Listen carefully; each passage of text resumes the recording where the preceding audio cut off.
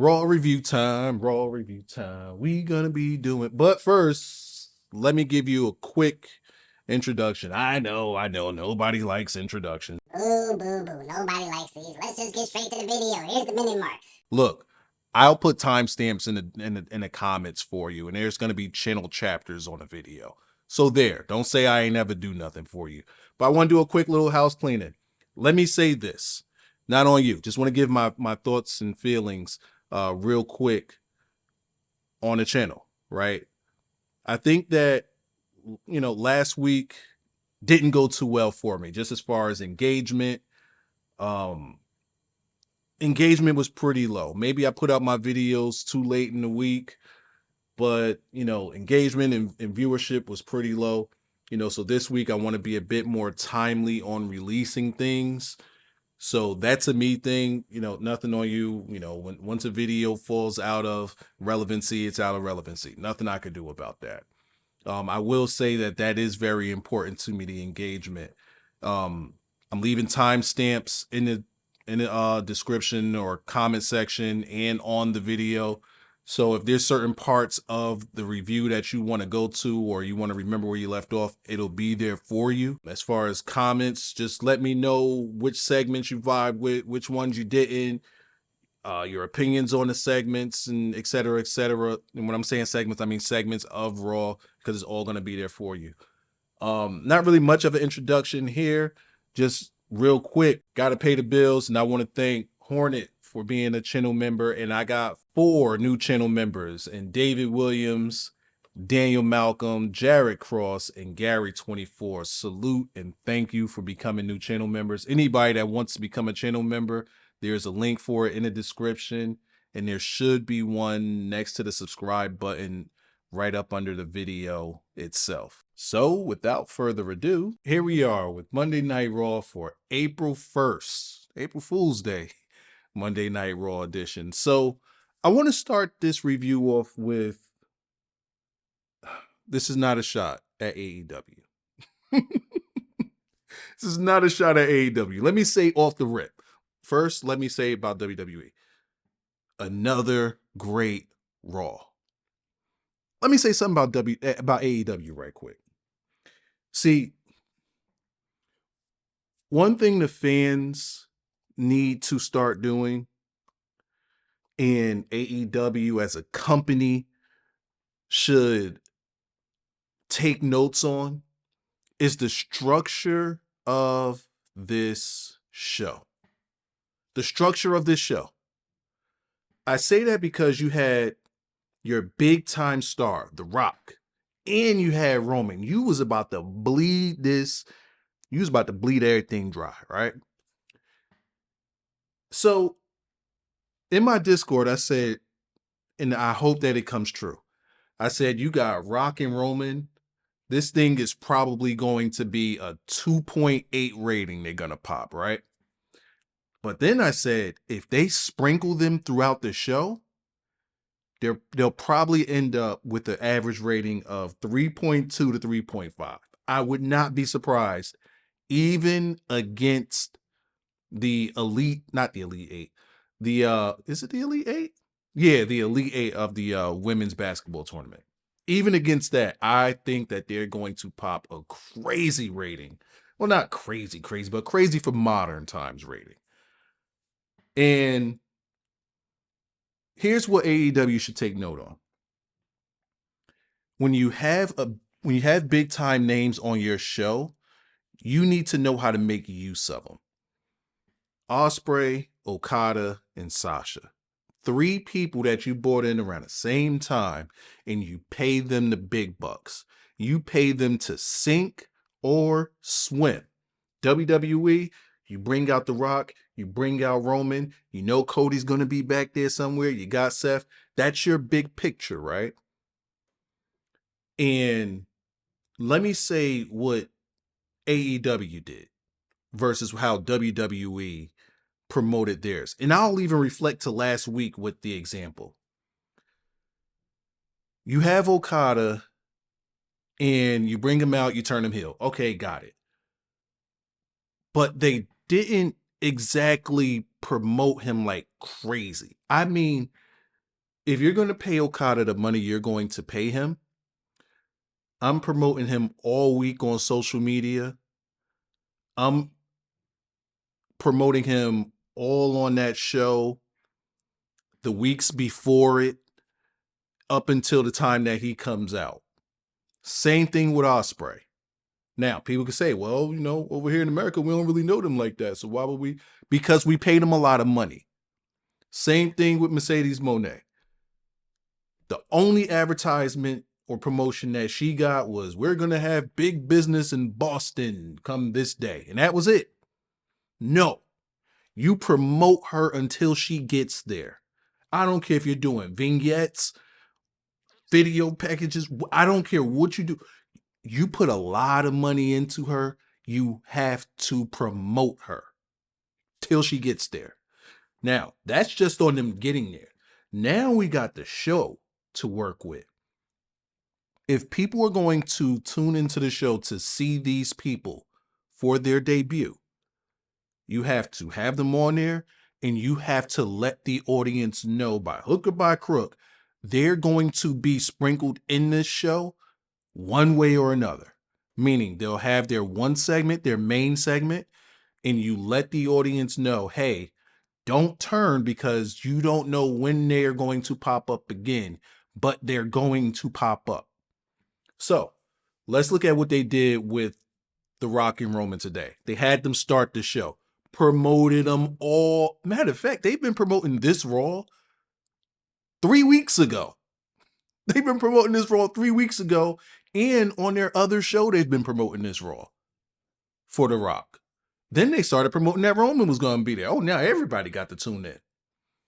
Then you have them come out and, well, you had the big promotion, everything, yada, yada. Then you have them come out, right? Not only that, that was the whole first 37 minutes of Raw, right? So let's call it 2.5 quarters. You need a 9 o'clock hook. You put them back in on the 9 o'clock hook. They gave them the 9 o'clock hook. You don't got Punk on this show.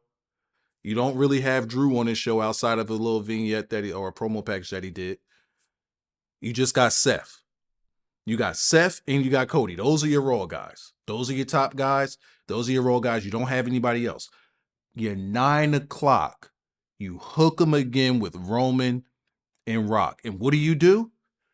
Roman, hey, I'm going to go. I'm out of here. Rock, you're going to stay. So they're letting you know Rock's staying. But is Roman really going to leave The Rock on his own? Really? I got to see how that turns out. Now we got you for hour 3. We got you for each hour of Raw. Now, what did they do in AEW? Who the hell knows? So when CM Punk says, we don't know if you're trying to sell tickets, merch, we don't know if you're trying to pop a rating, we don't know what you're trying to do. I guess you're trying to have a good match. This is what I mean. You got to keep the people watching, because if you don't, you're going to drop from 1 million viewers down to 630,000. Come on. You serious? They did the same thing last week. You start the show with Cody. Rock comes out unannounced. He's not even supposed to be there. Comes out unannounced, right? So now we don't have the promotion of Rock coming in. We're going to get you with the guy that we got. We got Cody. Surprise, surprise. We got Rock, right? Now, peep this. This is a note that AEW needs to pay attention to. You got Rock, comes out, and he whispers in Cody's ear. And he leaves. He leaves. He comes to the back. Chick asks him what he said. Go ask him. And he leaves. He leaves. They gave you the 3-hour hook again. Because now all right, Rock wasn't advertised, right? So let's say the people that wanted to tune in for Rock didn't tune in because they didn't think he was going to be there. Now the internet is saying, oh shit, Rock is there. Now I got to tune in. You got him at the 9 o'clock hour. Hey, what'd you say? Go ask him. Then we get him again at the end of the show. Rock pulls up. So if you watched throughout the show, you were rewarded with what you wanted. Can we say the same with what AEW is doing with Okada, Ospreay, and Mercedes Moné? Are they putting them on the best pedestal to succeed? That's the question that AEW fans need to be throwing at their owner and booker.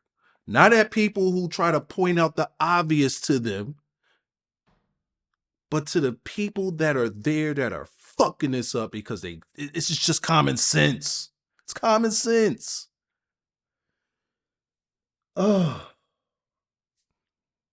But their fans want to instead argue with people that make comments and just say, hey man, we just like the wrestling. Well, you ain't gonna get wrestling if ain't nobody watching.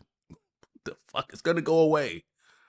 Hey, y'all need to, the AEW fans need to demand more of the product that they watch. Now, let's start the review to Monday Night Raw. April Fools. Yo, how long has this been? Sweet Jesus, that was a long ass introduction to the start of this show. Speaking of the start of this show, and I got notes, baby. The Rock starts out the show. I can't talk. The Rock starts out the show putting over the beating and bloodshed that he put on Cody. And then they flip over to the clip of Cody bleeding. And then from there, Rock's silly. And then from there, we transition into the kids. There's videos, 2 videos in specific, of kids crying because they see Cody bleeding. You had one little girl crying because she said Cody's dead. Yo, I swear, when they went back to The Rock, I thought The Rock was going to give us the Brock Lesnar and say, fuck them kids. But he didn't do it. He didn't do it. The Rock has a heart. And he says this breaks his heart. But he got a message for the crying little kids. There's moments in life where the man's got to do what a man's got to do. And Cody stuck his nose in grown folks' business. So he had to get that ass beat. Simple. He says that he's the reason why wrestling's cool again and the ratings are going up.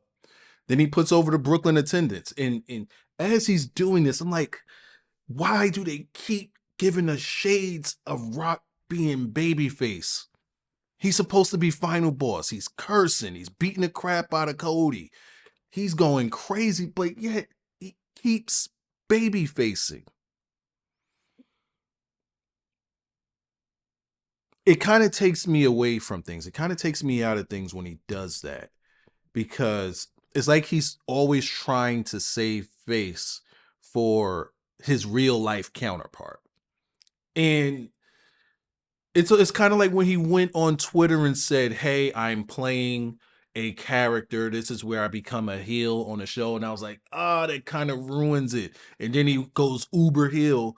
But as he's uber heel, he's baby facing up in these promos, and I don't like it. I'm not a fan.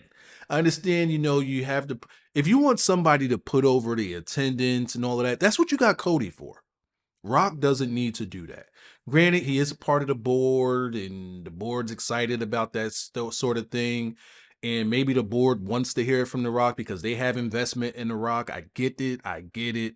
But let that come from somebody else, not him. Let it come from Cody. Let it come from Seth. Somebody else but The Rock. That right there is just, He introduces Roman, and then the crowd just goes bonk like that. That reaction to The Rock introducing Roman and that beat dropping, man. This first 30 minutes had, I'm going to have to make a video about this. This first 30 minutes had a very Attitude-esque vibe to it. From the way that they carried themselves to how the crowd reactions was. They was hot in Brooklyn. They was hot in Brooklyn all night, and the stuff that they didn't like, you knew that they ain't like it because they ain't let out a peep. But this was a masterpiece. This was a masterpiece. Roman came out. He was extra swaggy with it on the entrance. But I noticed something. I noticed it. When Roman put that title up, and the Bloodline put their ones up for the salute, Rock didn't put his ones up. God damn it, he got me. Rock didn't put his ones up. He did it again. He did it again. And then at the end of the night, there was another little Easter egg for you. But we'll get there. We will get there. Roman says he was out to acknowledge his cousin and the work that he put in. And he was healing it up on the crowd. Like, he wasn't doing none of that rock shit. He was there to let that crowd know, you're not supposed to like me. You're not supposed to like me. I'll leave this bitch. Y'all keep doing this whole yeet shit. I'll leave. No yeet. No yeet is fire. And they need to put out more no yeet merch. I won't buy it, but they need to. Speaking of buying it, please, if you can, I would love for any of you to become a member of this channel. Cost you an extra $5. It's a little bit more than just a standard traditional subscription, but it does help out the channel. And at the moment, the thing that I have to offer you is early access to videos. I'm going to figure, also, so there's early access to videos, and then after shows, I said this during one of my videos, but after the shows, probably starting after WrestleMania, I will be going live for reviews of these shows, and that's going to be for channel members only. Hey, I gotta promote myself now. I gotta sell myself. Man, gotta make $1. That's all YouTube gonna pay us out of it. It's gonna be like your $5 to them is gonna be like $2.5, $2.50 to me. But I digress. He said, now this is gonna be the easiest WrestleMania for him. We got bloodline rules. If they win the match, and they damn sure about to win the tag match because they gonna smash them. This is gonna be an easy WrestleMania for Roman. He also said he didn't need The Rock to destroy Cody the way he did. Didn't need it. But he enjoyed seeing it. He showed leadership. And Cody ain't about that life. He said now, after Cody done went out and did a whole lot of nothing for a few years, he want to come back and eat off the plate of the tribal chief. I mean, he ain't do the Austin. He said he also wants to take food off of his kid's plate. He want to take food off of The Rock's kid's table. And I'm like, hold up. Well, isn't this interesting? Because I just made a video saying this should be Roman's promo. Everybody eats because of him. His family eats because of him. WWE eats because of him. They're signing these deals because of him. And now Cody wants to come and get a piece of it. I said this should be his promo, and this is his promo. Would you look at that? The Honorable Elijah Prophet Wyzanow Muhammad is back. Oh, I'm back. I'm back to predicting shit. Seth comes out with another Shield entrance. Well, it's not a Shield entrance, but he had his entrance where he just came out from the crowd and he just stayed in the crowd because he did not want that smoke. He let him know he ain't want that smoke. But I'm telling you, it's something about Seth that's telling me he is going to join in on this. But then again, at the end of the night, I'm not so sure. He comes out and he challenges The Rock or Roman to a match, any stipulation, but of course they're not having any of that. I mean, you're not getting Dwayne or Roman to wrestle for free. That's that. I'm sorry. Whatever town you're in, whatever show you're watching, I'm sorry. They're not wrestling for free, especially before WrestleMania. So they give the opportunity to Solo, and I'm just like, oh, we could turn the channel now. We could turn the channel. Like, there's no point in watching. It's Solo. Solo hasn't won a match since John Cena, and I'm not quite sure when's the last time he won a match before that. Nothing to see here. But then I said, hold up. Dwayne's wearing white on his vest. Are they going to get color on Dwayne before Mania? So then I thought about it. I said, I think that we're going to get Dwayne at the, well, then they said it was going to be bloodline rules. So I'm like, okay, so we're going to get Dwayne at the end of the show. Cody, they said Cody's not there, but of course Cody's there. So Cody's going to come out and they're going to find a way to get some color on Dwayne. So, okay, now we have reason to watch this, even though it's like, it's Solo. So it was a good segment. Roman didn't look like second fiddle. Rock, outside of not putting his ones up, I want to say he looked like he was a part of the group, but the camera, for some reason, if you pay attention, the camera just would when they was all together as a group, the camera would not have The Rock in the shot. I don't know, you have to go back and look at it, but the camera really didn't have Dwayne in the shot. It was, again, like he's standing on his side in this kind of information. Not information, but it's kind of in formation, but he's facing the bloodline instead of facing the crowd like everybody else is doing. He's facing the bloodline. It's small little nuances that's just letting you know he's not a part of this. That's all I'm saying. That's all I'm saying. That's all I'm saying. We got a match with who was it? DIY and I think it was New Day against Judgment Day. And I bro, come on, bro. We skipping those. We get them out of here. We not doing that. I did go back and rewind back to see what happened here, and it looked like they made Priest look like a beast at the end of it. So maybe they're warming him up for a cash in. We'll see. I don't care. It's Judgment Day.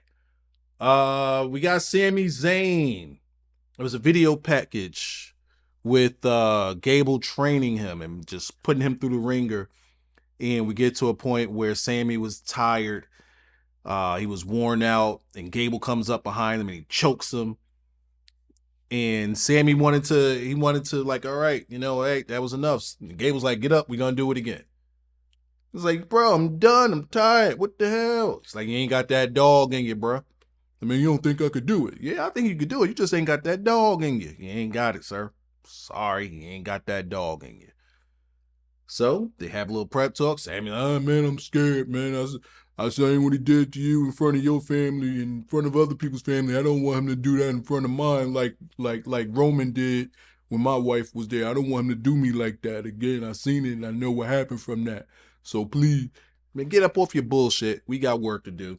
Talked them back into it. They did the whole Rocky thing, and it was a good. I'm making it sound cheap and I'm making it sound corny, but it was actually a pretty decent video package that they did.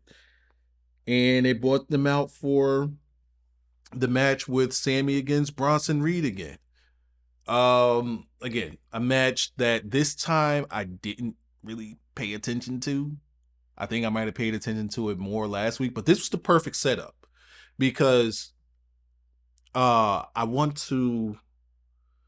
forget to do this, but I made a video on the future of the mid-card title or the mid-card picture. And I said that, these are guys that they're going to be promoting or they're going to be pushing. Bronson Reed, Sami, Ricochet, Stop Sign Head, and there's a few other guys. My other guys that I say are going to be in there are Andrade, Dom, Carmelo Hayes, Ilya Dragunov. I had a couple of other guys. I had a list of 10, but off the top of my head, those are the guys that I know are going to be pushed pretty hard coming up pretty soon. So I just said, all right, let me just see the storyline of the match and where they're going with it. And what I noticed is now they made Reed the obstacle again. And Sami has to get over the obstacle. And he did well. He pushed himself. But in the end, there was no winner. It was a no contest. Because the thing is, how do we get to the finish of this match while protecting Reed and Sami at the same time? Because I say that they're pushing Reed, but they're trying to push him low key. Sami, on the other hand, they're pushing him now for this Mania match. So how do we keep both of them protected? Well, we distract Sami, but we don't pin him. But we also save Reed from taking any type of pin. Anything unnecessary, we save him from that. So Gunther, knowing that he can't distract Sami the same way he did last week by just coming out there and standing there, he comes out and tosses Gable, which means that, all right, he beat up Gable. Now, I am under the suspicion that somewhere in here, Gable will be turning on Sami. I don't know if it'll be at Mania, but it's going to be somewhere. Somewhere he's going to turn on Sami. Sami sees this and he goes to help out Gable, and he gets his ass beat for it. They do a little spot where Sami's stomping on the ramp so that he could get himself back up, and he gets himself back up, and Gunther just blasts him with the title and just walked away. Gunther's a man. Big Goon, man. That's the dude. I fuck with Goon. Next, we have Ivy Nile and Maxxine versus Candice LeRae and Indi Hartwell for what? The fifth or sixth time in a row. This is really getting ridiculous at this point. But I get it. I see what they're doing here. I wanted to, since I knew I wasn't going to care about the match too much, I just wanted to pay closer attention to Maxxine, just to because I never really pay attention to her like that.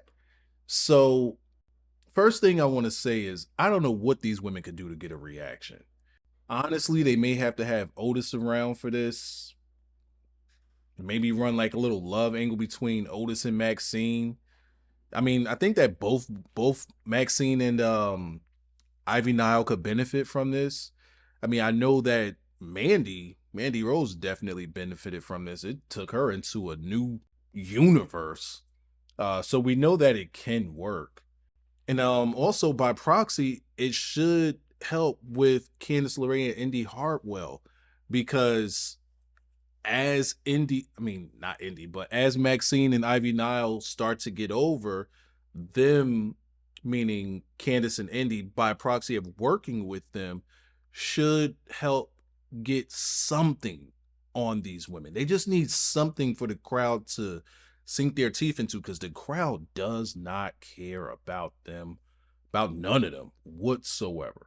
I would say that Maxine's work was fine. She's clean, but she's clean with her selling. As far as her actually working, with any offense, it's extremely limited and very, very slow. I'm talking like Eva Marie slow. But she could sell. In the way that she sells, it makes sense the way that she sells. I like the way that she sells. Her offense leaves a lot to be desired. Ivy now, she comes in and she's going to be the star of the show. She's just good. She's got it. Ivy Nile's amazing. Maybe they keep this group thing together, but at some point Ivy Nile's gonna be on her own, and I don't. Something's gonna happen where Ivy Nile becomes like the shit. You know what? Maybe they should have the Creeds come out with them, but they got to get the Creed. Well, the Creeds are getting over. They just need more TV time. But maybe the Creeds need to be out there with them, or maybe they need to do some more vignettes with them in the Creeds. Something that just shows them doing something besides just coming out and having mindless matches. Because that doesn't help anybody. However, I still can't buy into Candice or Indi as anything interesting, wrestling wise or character wise. I'm sorry, I can't do it. Ricochet versus Ivar. Let me say this. There was a spot in there. I'm not really going to talk about the match too much, but there was a spot in there with where Ivar had Ricochet up for a double underhook power bomb. Let me say this. Ricochet, there's an obvious push here, right? But it seems like they're kind of trying to keep Ivar relevant. But there's a heavy push for Ricochet here. And Ricochet worked his ass off in this match. Very spectacular work. But there was a spot here with that double underhook power bomb where I said, damn, Ivar should have just won with that. It's a really good looking move. Throughout the finish of this match, we had a bunch of kickouts by Ricochet. And I'm just like, this doesn't work. And it made me think about the art of kickouts and why kickouts should work. Kickouts really only work when you're kicking out of moves from a guy that's over. If you're kicking out from a guy that's just big but he loses a lot, what does the kick out matter? You know he's not going to win. So kicking out of a guy's finish who's not going to win and everybody knows he's not going to win because he never wins, it doesn't really mean anything. It doesn't mean much. Whereas if something like this happens in NXT, you don't know who's going to win because both guys are being pushed pretty well. So when a guy kicks out, like when Trick Williams is kicking out of Carmelo Hayes' stuff, everybody's going to pop because it's a match that people are invested in and you don't really know who's going to win. You know who's supposed to win, but you don't know who's going to win because you don't know when that story is going to end. So that's what I mean by the art of the kick out.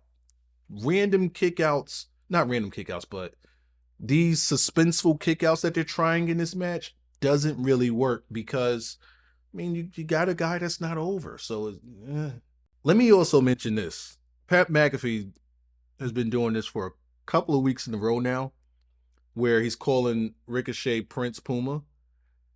Now he might have been doing that on SmackDown back when Pat McAfee was on SmackDown. I don't know because I wasn't really watching at the time. You guys can let me know that, but he's doing this. I don't know if it's some sort of homage to the Prince Puma character or if this is something that they're going to be introducing as part of his push. Up next, and I'm going to put all three of these right here together, man. We're going to one take this whole thing. We got Judgment Day. We got a Judgment Day segment backstage, and I'm convinced the only reason that Judgment Day is still together and getting TV time at this point is to help Dom get over. This group is done, and they're bringing in extra parts because Dom isn't really ready to be on his own.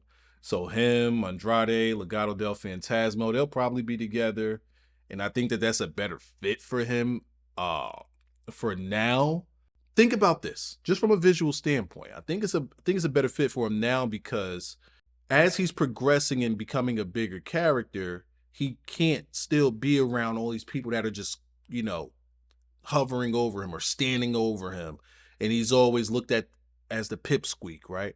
You put him with Legado del Fantasma, he's taller than the guys. Him and Andrade's probably about the same size, same height.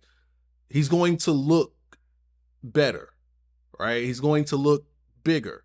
And if he's in the mid card, he's going to be the same size as these guys, So he won't be looked at as the guy that's, hey, we're trying to bring him up.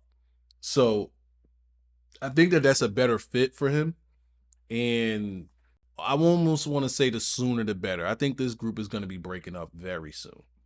Then we get a Rhea and Becky face-off. You know me, I don't care about this. I don't care about the build-up. I don't care about the match. I'm not saying they're doing a bad job. I think they're doing a pretty good job. Becky is showing a lot of passion. And Rhea's really presenting herself as a champion should. I just don't care. I don't know why. I just don't. I don't know. Help? Please? Maybe? Thumbs up? Up next, we got Damage Control.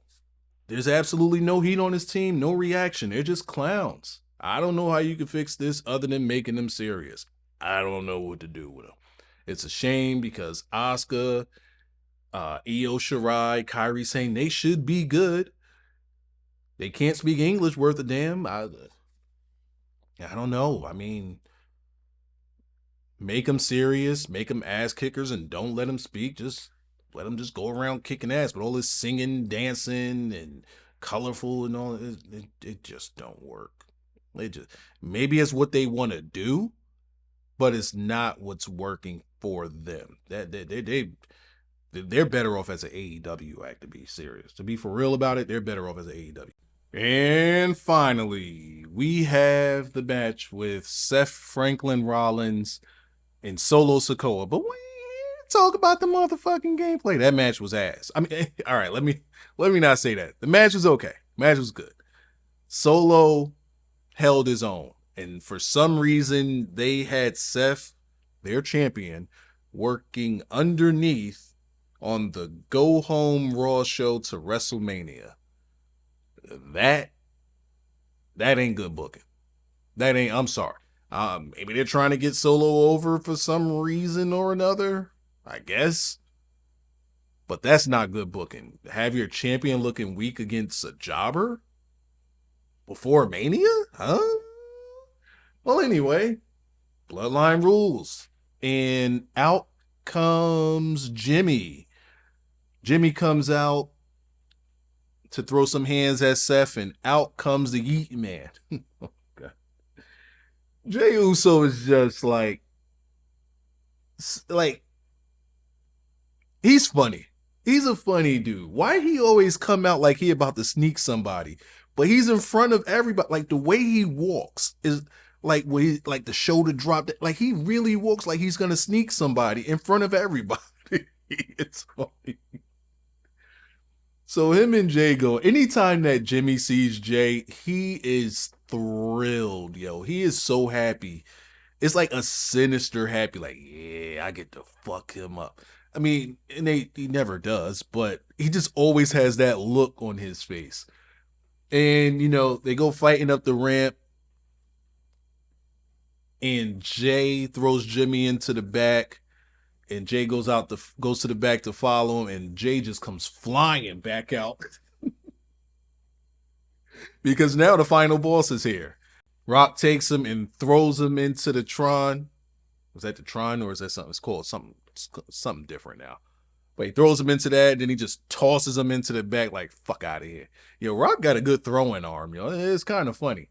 But anyways, he comes down to the ring, and it's just him and Seth. I mean, Solo's somewhere. For some reason, he's selling. But now he's just staring down Seth. Seth got the worried look that turns into a smile because they hit Cody's music. I mean, everybody had to know Cody was going to be coming. Cody comes sprinting down, and he puts them hands on the Rock. And they go to, they take Rock outside. And I mean, Rock is bumping. Rock, oh man, I forget how over the top Rock is with his selling. It's hilarious. But he's bumping, and they get him on the table for Cody to go up there, and he looks like he's about to hit the rock bottom, but Roman. Yeah. Roman, who is all about his family, comes out to help the Rock. And they beat the crap out of them. Roman goes back in the ring. They toss him into the ring for a final beatdown. Roman hits the spear on Cody. And then they hug, and the Rock tells Roman he did good. But there's one more thing. He takes off his belt, and then he starts whipping on both of them. I'll give him this, though. Roman did not look like second fiddle to the Rock here. He looked like those two was working hand in hand. And Roman looked like the champion that just had the benefit of a big old soldier. I mess with this. This might be, this is the first time Roman and The Rock being in the same space and looking like equals. And I mean, Roman was out there talking greasy. Somebody come up with a plan to take this from me now. That's what I want you to understand. This is a vice script. You ain't never gonna get it. Examples. This is what it looks like. This is what it looks like. Yo, if we get greasy talking Thunderdome Roman back, I'm all in. Roman takes the belt. Now he's whipping on both of them. Rock raises the belt. Roman raises his title. But the Rock's belt says Nightmare. And it has Cody's logo on it. It's just all of these clues. And then there's little things that are said in these promos. These little nuances. I keep saying I'm going to have to make a video about these things that they're doing in these promos to put it all together. And I swear I'm going to do it before Mania. But man, I don't like the way this is going. I don't like the way it's going. I'm not a fan of it. Roman better not lose. So now we have reached the climax of the review. I want to thank you guys for watching. I also want to give...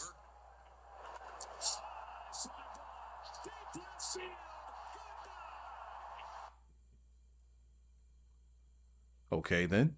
I also want to give special shout out and thank you to the new channel members of my channel that joined. We have David Williams, Daniel Malcolm, Jared Cross, and Gary24.